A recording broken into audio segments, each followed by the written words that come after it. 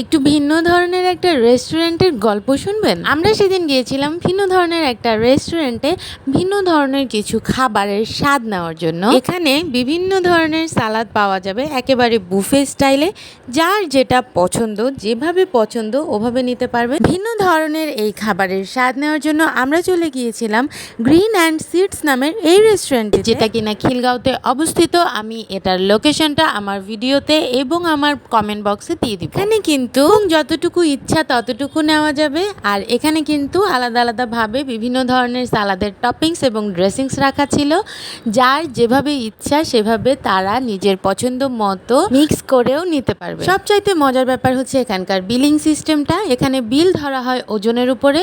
আপনার ওজন না, কিন্তু আপনার খাবারের ওজন। আপনি যতটুকু খাবেন ততটুকুর উপরে ওজনটা মেপে তারপরে বিলটা ধরা হবে।